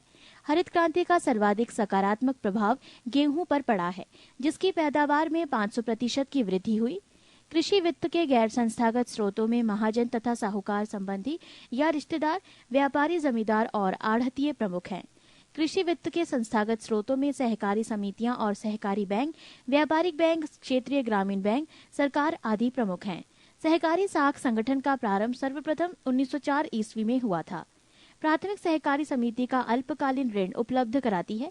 राज्य सरकारी कृषि और ग्रामीण विकास बैंक दीर्घकालीन ऋण उपलब्ध कराती है। कृषि उत्पादन बोर्ड टी बोर्ड, गठन वर्ष 1 अप्रैल 1954, मुख्यालय कोलकाता। तंबाकू बोर्ड, गठन वर्ष 1 जनवरी 1976, मुख्यालय गुंटूर। मसाला बोर्ड, गठन वर्ष 26 फरवरी 1987, मुख्यालय कोची। कॉफी बोर्ड, गठन वर्ष डैश, मुख्यालय बेंगलोर। रबड़ बोर्ड, गठन वर्ष डैश, मुख्यालय कोट्टायम। व्यापार बोर्ड 5 मार्च 1989, मुख्यालय डैश। राष्ट्रीय डेयरी विकास बोर्ड, गठन वर्ष 1965, मुख्यालय आनंद। कृषिगत उपजों के न्यूनतम समर्थन मूल्य। फसल गेहूं खरीद मूल्य, फसल वर्ष, विपणन वर्ष 2007 से 2008 प्रति 2008 से 2009 1080, फसल वर्ष, विपणन वर्ष 2008 से 2009 और 2010 से 2011 1100। जौ 2007 से 2008 और 2008 से 2009 680, फसल वर्ष, विपणन वर्ष 2008 से 2009, 2010 से 2011 750। चना 1730 तथा 1760, मसूर 1870 तथा 1870, धान 850। नोट 50 रुपए प्रति क्विंटल बोनस की घोषणा अलग से की गई थी, जिससे प्रभावी मूल्य क्रमशः 900 व 930 रुपए प्रति क्विंटल रहा था। नोट समाप्त। 2008 से 2009 और 2010 से 2011 में 950। नोट 2। अक्टूबर 2009 में केंद्र सरकार ने न्यूनतम समर्थन मूल्य पर 50 रुपये प्रति क्विंटल बोनस की घोषणा की, जिससे प्रभावी मूल्य क्रमशः 1000 रुपये व 1030 रुपये प्रति क्विंटल हो गई। नोट समाप्त। धान ए श्रेणी 2007 से 2008 और 2008 से 2009 880। नोट 50 रुपये प्रति क्विंटल बोनस की घोषणा अलग से की गई थी, जिससे प्रभावी मूल्य क्रमशः 900 व 930 रुपये प्रति क्विंटल रहा था। 2008 से 2009 तथा 2010 से 2011 में 980। नोट, अक्टूबर 2009 में केंद्र सरकार ने न्यूनतम समर्थन मूल्य पर 50-50 रुपए प्रति क्विंटल बोनस की घोषणा की, जिससे प्रभावी मूल्य क्रमशः 1000 रुपये व 1030 रुपये प्रति क्विंटल हो गई। नोट समाप्त। मक्का 2007 से 2008 तथा 2008 से 2009 में 840, 2008 से 2009 तथा 2010 से 2011 में 840। अरहर 2007 से 2009 तक 2000 तथा 2008 से 2011 में 2300। मूंग 2007 से 2009 तक 2520, 2008 से 2011 तक 2760। उड़द 2007 से 2009 में 2520, 2008 से 2011 तक 2520। मूंगफली छिलके सहित 2007 से 2009 तक 2100, 2008 से 2011 में 2100। सूरजमुखी 2007 से 2009 2215, 2008 से 2011 तक 2215। नोट, रबी उपजों के मामले में न्यूनतम समर्थन मूल्य विपणन वर्ष के लिए होता है, जबकि खरीफ फसलों के मामले में फसल व विपणन वर्ष समान होता है। पृष्ठ 258। उद्योग। आजादी के बाद भारत में औद्योगिक नीति संबंधी प्रस्ताव 1948 ईस्वी में पारित किया गया। सन 1948 ईस्वी की औद्योगिक नीति में सार्वजनिक तथा निजी क्षेत्र दोनों के ही महत्व को स्वीकार किया गया, परंतु मूल उद्योगों के विकास का दायित्व सार्वजनिक क्षेत्र को सौंपा गया। भारत में औद्योगिक नीति पुनः सन 1956 ईस्वी में लाई गई, जिसमें सार्वजनिक क्षेत्र का विस्तार, सहकारी क्षेत्र का विकास तथा निजी एकाधिकारों पर नियंत्रण जैसे उद्देश्य शामिल किए गए। सन 1948 ईस्वी की औद्योगिक नीति में उद्योगों की 4 श्रेणियां बनाई गई, जबकि सन 1956 ईस्वी से नीति के इसे घटाकर 3 कर दिया गया। सन 1973 ईस्वी में दत्त समिति की सिफारिशों के आधार पर संयुक्त क्षेत्र का गठन किया गया। सन 1980 ईस्वी की औद्योगिक नीति आर्थिक संघवाद की धारणा से प्रेरित थी तथा इसमें कृषि पर आधारित उद्योगों को रियायतें देने की नीति अपनाई गई। नई औद्योगिक नीति की घोषणा 24 जुलाई 1991 ईस्वी को की गई, जिसमें व्यापक स्तर पर उदारवादी कदमों की घोषणा की गई। इस नई औद्योगिक नीति में 18 प्रमुख उद्योगों को छोड़कर अन्य सभी उद्योगों को लाइसेंस से मुक्त कर दिया गया। बाद में 13 और उद्योगों को लाइसेंस की आवश्यकता से मुक्त कर दिया गया, जिससे लाइसेंसिंग की आवश्यकता से युक्त उद्योगों की संख्या वर्तमान में घटकर 5 रह गई है। नई औद्योगिक नीति में निजीकरण एवं उदारीकरण प्रमुख है। सार्वजनिक उद्यम वैसे उद्यम हैं जिनका संचालन एवं नियंत्रण सरकार द्वारा होता है। अप्रैल 2010 में नवरत्न का दर्जा प्राप्त करने वाली कंपनियों की कुल संख्या 20 है। 1997 में ये दर्जा मूलतः 9 कंपनियों के लिए ही सृजित किया गया था। लाइसेंसिंग की आवश्यकता से युक्त उद्योग: 1. अल्कोहल युक्त पेयों का आस्वादन एवं इनमें शराब बनाना। 2. तंबाकू के सिगार एवं सिगरेटें तथा विनिर्मित तंबाकू के अन्य विकल्प। 3. इलेक्ट्रॉनिक, एरोस्पेस तथा रक्षा उपकरण सभी प्रकार के हैं।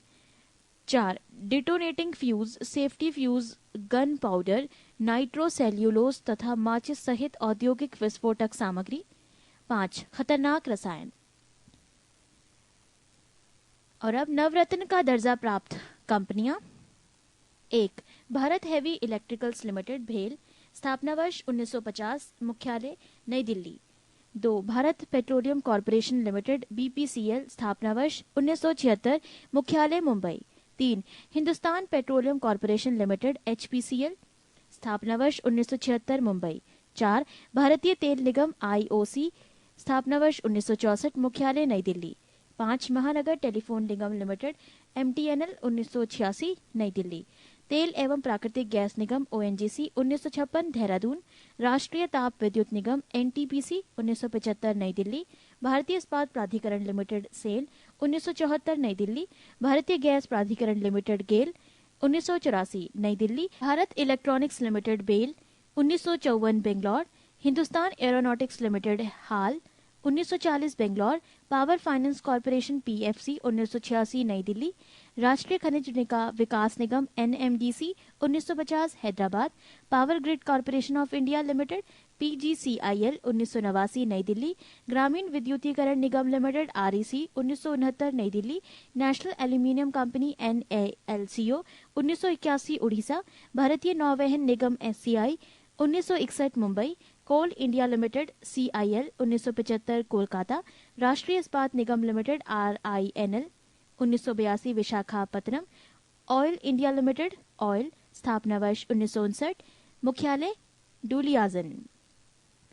पृष्ठ 259। नवरत्न का दर्जा प्राप्त हो जाने से कंपनियों को ज्यादा प्रशासनिक और वित्तीय सहायता मिलती है। ये कंपनियां सरकार की अनुमति के बगैर देश में या विदेश में संयुक्त उद्यम लगा सकती है और उनमें अपनी नेटवर्थ के 15% तक निवेश कर सकती है। नोट: सार्वजनिक क्षेत्र की कंपनियों के लिए महारत्न दर्जे के सृजन का निर्णय केंद्रीय मंत्रिमंडल की 21 दिसंबर 2009 की बैठक में लिया गया। ये दर्जा उन्हीं कंपनियों को मिलेगा जिन्होंने पिछले 3 वर्षों में औसतन 5,000 करोड़ रुपए का शुद्ध मुनाफा कमाया हो। साथ ही इनका 3 वर्षों में इनका औसत सालाना टर्नओवर 25,000 करोड़ रुपए का हो सकता है तथा इस अवधि में इन कंपनियों का नेटवर्थ भी औसतन 15,000 करोड़ रुपए रहा हो। इसके साथ ही कंपनी के पास नवरत्न का दर्जा हो और कंपनी का विदेश में भी कारोबार हो। 20/5/2010 को भारत सरकार में निम्न 4 सार्वजनिक उपक्रमों को महारत्न का दर्जा प्रदान किया गया है। 1. राष्ट्रीय ताप विद्युत निगम NTPC। 2. तेल एवं प्राकृतिक गैस निगम ONGC। 3. भारतीय राष्ट्रीय इस्पात प्राधिकरण लिमिटेड SAIL।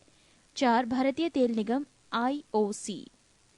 आर्थिक गणना 2005 के अनुसार देश के कुल 4.212 करोड़ रुपए उद्यमों में 50% से अधिक उद्यम 5 राज्यों तमिलनाडु, महाराष्ट्र, पश्चिम बंगाल, आंध्र प्रदेश व उत्तर प्रदेश में स्थापित है। औद्योगिक क्षेत्र द्वितीयक क्षेत्र का GDP में हिस्सा जो 1950 से 51 में 1993 से 94 की कीमतों पर 13.3% था, जो 2009 से 2010 में बढ़कर 28% हो गया। 11वीं योजना के दौरान औद्योगिक क्षेत्र की विकास दर का औसत लक्ष्य 10.5% रखा गया है। कपड़ा उद्योग भारत का कृषि के बाद दूसरा सबसे बड़ा रोजगार प्रदान करने वाला उद्योग है, जो देश के औद्योगिक उत्पादन का 14% सकल घरेलू उत्पाद GDP का लगभग 4% है। कुल विनिर्मित औद्योगिक उत्पादन के 20% व कुल निर्यातों के 24.6% की आपूर्ति करता है, जबकि देश के कुल आयात खर्चे में इसका हिस्सा केवल 3% है। ये उद्योग देश के लगभग 3.5 करोड़ लोगों को रोजगार प्रदान करता है। चीन के बाद भारत विश्व में प्राकृतिक रेशम उत्पन्न करने वाला दूसरा बड़ा उत्पादक देश है। देश के कुल रेशम उत्पादन का आधे से कुछ अधिक भाग अकेले कर्नाटक में ही उत्पादित किया जाता है। लघु व कुटीर उद्योगों पर विशेष ध्यान 1977 ईस्वी की औद्योगिक नीति में दिया गया। जिला उद्योग केंद्रों की स्थापना 1977 ईस्वी में की गई थी। इस समय देश में 422 जिला उद्योग केंद्र हैं। लघु उद्योगों को वित्त प्रदान करने के उद्देश्य से सन 1990 ईस्वी में सिडबी अर्थात भारतीय लघु उद्योगों विकास बैंक की स्थापना की गई। आबिद हुसैन समिति लघु उद्योगों में सुधार से संबद्ध है। लघु उद्योगों वैसे उद्योग हैं जिसमें अधिक से अधिक 1 करोड़ रुपए का निवेश हुआ हो। कुटीर उद्योगों की अधिकतम निवेश सीमा 25 लाख रुपए है। भारतीय औद्योगिक वित्त निगम IFCI की स्थापना संविधान के विशेष अधिनियम द्वारा 1 जुलाई 1948 ईस्वी को की गई। IFCI का उद्देश्य निजी तथा सहकारी क्षेत्र के उद्यमों को दीर्घकालीन व मध्यकालीन साख उपलब्ध कराना है। निजीकृत की गई सार्वजनिक क्षेत्र की कंपनियां: मॉडर्न फूड इंडस्ट्रीज। निजी क्षेत्र की जिस कंपनी को बेचा गया: हिंदुस्तान लिवर लिमिटेड। सार्वजनिक कंपनी बाल्को।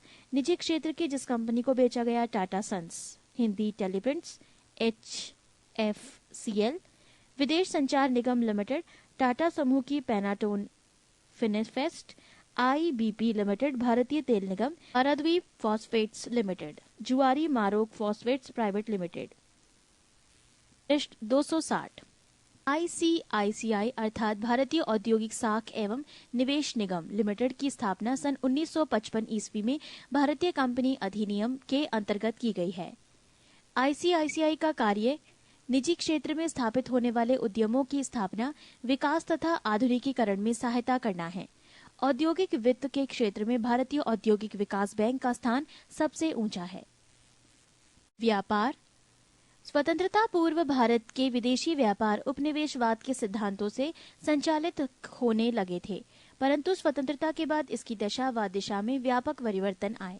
स्वतंत्रता के बाद विदेशी व्यापार की अंतर्मुखी नीतियों को अपनाया गया और आयात प्रतिस्थापन की नीति इसका आधार बनी।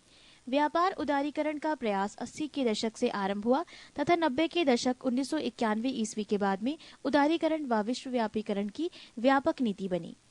आरंभिक वर्षों में भारत के निर्यात व्यापार में जूट, चाय, सूती वस्त्र तथा कृषि व उससे संबद्ध वस्तुओं का प्रधानता थी तथा आयात में विनिर्मित वस्तुओं का अधिक महत्व था। धीरे धीरे भारत के निर्यात में विनिर्मित वस्तुओं का महत्व बढ़ता जा रहा था और तथा प्रारंभिक वस्तुओं का महत्व कम होता जा रहा है। विश्व के कुल विदेशी व्यापार में भारत का अंश पिछले वर्ष में लगभग 1% बना रहा था। WTO की विश्व व्यापार रिपोर्ट 2006 के अनुसार सन 2009 तक विश्व के वस्तुओं एवं सेवाओं के कुल विदेशी व्यापार में भारत का अंश 2% हो जाएगा। सन 2004 में ये 1.1% व 2006 में 1.5% था। पुनः 2006 में वैश्विक वस्तुगत व्यापार में भारत का अंश 1.2% था, जो बढ़कर 2009 तक 1.5% संभावित है। व्यापार की दिशा। विदेशी व्यापार की दिशा से आशय निर्यात के गंतव्य स्थल तथा आयात के स्रोत से है। भारत की विदेशी व्यापार की दिशा में लगातार परिवर्तन परिलक्षित हो रहा है। भारत का विदेशी व्यापार में 2005 के बाद चीन और आसियान के सदस्य देशों की भागीदारी बढ़ी है। वित्तीय वर्ष में 2008 से 2009 में भारत के समग्र विदेशी व्यापार में सर्वाधिक अंश या भारत के 3 शीर्ष प्रमुख भागीदार देशों का अवरोही क्रम है। UAE 9.8%, चीन 8.6% एवं संयुक्त राज्य अमेरिका 8.2%। भारत के प्रमुख व्यापारिक भागीदार 2007 से 2010। कुल व्यापार निर्यात धन आयात में प्रतिशत हिस्सा। 1.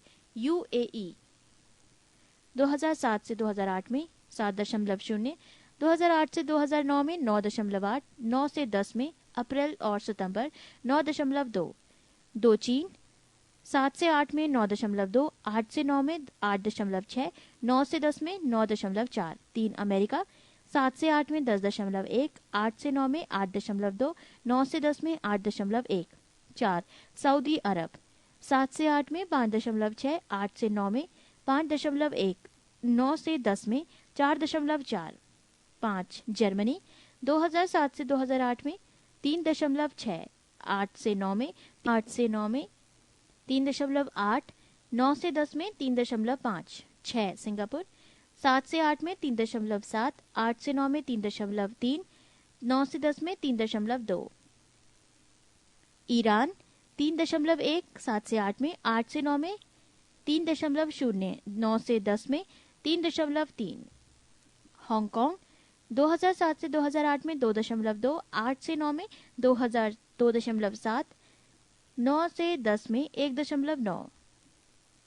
कोरिया रिपब्लिकन 2007 से 8 में 2.1, 8 से 9 में 2.6, 9 से 10 में 1.9।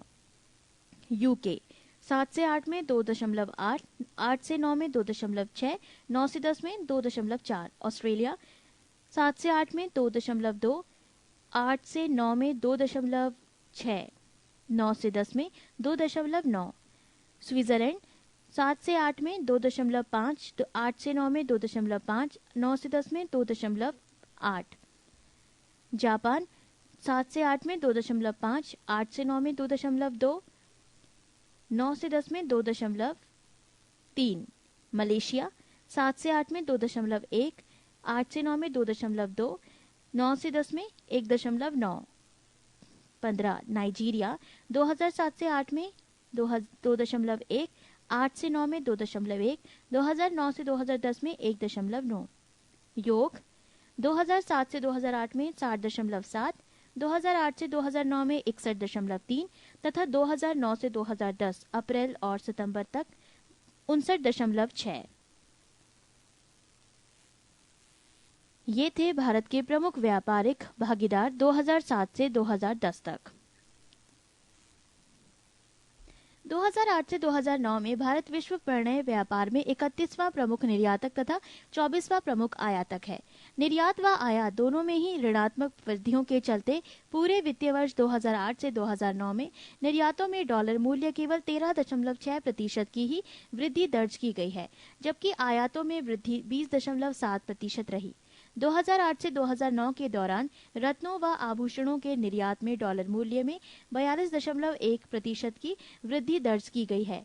2008 से 2009 में रत्नों व आभूषणों का सर्वाधिक 31% निर्यात संयुक्त अरब अमीरात यूएई को किया गया, जबकि दूसरा व तीसरा स्थान क्रमशः हांगकांग 25% व अमेरिका 20% का रहा है। पृष्ठ 261। 2008 से 2009 में वस्तुओं की निर्यात में सर्वाधिक हिस्सेदारी 66.4% विनिर्मित वस्तुओं का रहा है। 2008 से 2009 में वस्तुओं की आयात में सर्वाधिक हिस्सेदारी 33.4% ईंधन, पेट्रोल, तेल, स्नेहक एवं कोयला का रहा है। 2008 से 2009 में संयुक्त राज्य अमेरिका भारत के निर्यातों का अकेला सबसे बड़ा खरीदार कुल निर्यात का 15.5% रहा। भुगतान संतुलन की स्थिति। भुगतान संतुलन का तात्पर्य किसी देश का अन्य देश के निवासियों के साथ एक वर्ष की अवधि में समस्त लेन देन होता है। भुगतान संतुलन खाते के दो भाग होते हैं, चालू खाता करंट अकाउंट व पूंजी खाता कैपिटल अकाउंट।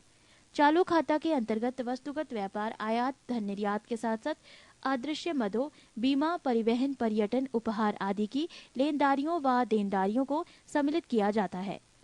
हस्तांतरण पूंजी खाते में पूंजीगत लेन देन, ऋणों की प्राप्तियां व अदायगियां, करेंसी लदान, स्वर्ण हस्तांतरण आदि की प्रविष्टियां की जाती हैं। अर्थव्यवस्था की सुदृढ़ता की स्थिति जानने के लिए चालू खाते का संतुलन अत्यधिक महत्वपूर्ण होता है। भारत का व्यापार संतुलन निरंतर प्रतिकूल बने रहने के कारण चालू खाते में घाटे की स्थिति निरंतर बनी हुई है। 2008 से 2009 में ये जीडीपी का -2.5% था। भुगतान संतुलन में सुधार हेतु रिजर्व बैंक द्वारा 19 अगस्त 1944 को रुपये को चालू खाते में पूर्ण परिवर्तनीय घोषित कर दिया गया। पूंजी खाते में रुपये की पूर्ण परिवर्तनीयता हेतु एस तारापोर समिति का गठन किया गया है। व्यापारिक संगठन। अंतर्राष्ट्रीय मुद्रा कोष IMF की स्थापना 27 दिसंबर 1965 ईस्वी में ब्रेटन वुड्स सम्मेलन के निर्णय के आधार पर किया गया तथा इसका कार्य 1 मार्च 1947 ईस्वी में शुरू हुआ। इसमें मार्च 2010 ईस्वी में कुल 186 राष्ट्रीय सदस्य थे। नवीनतम सदस्य देश कोसोवो है। IMF का कार्य सदस्य राष्ट्रों के मध्य वित्तीय और आर्थिक सहयोग को बढ़ावा देना तथा विश्व व्यापार का संतुलित विस्तार करना है। IBRD अर्थात पुनर्निर्माण एवं विकास के लिए अंतर्राष्ट्रीय बैंक की स्थापना सन 1945 ईस्वी में हुई। मार्च 2010 में इसके सदस्य देशों की संख्या 186 है। IBRD को ही अन्य संस्थाओं के साथ मिलाकर विश्व बैंक, वर्ल्ड बैंक के नाम से पुकारा जाता है। इन संस्थाओं में अंतर्राष्ट्रीय वित्त निगम, अंतर्राष्ट्रीय विकास संघ तथा बहुपक्षीय विनियोग गारंटी अभिकरण है। इसका उद्देश्य विश्व युद्ध से जर्जर हुई अर्थव्यवस्था का प्रारंभिक पुनर्निर्माण तथा अल्प विकसित देशों के विकास में योगदान देना है।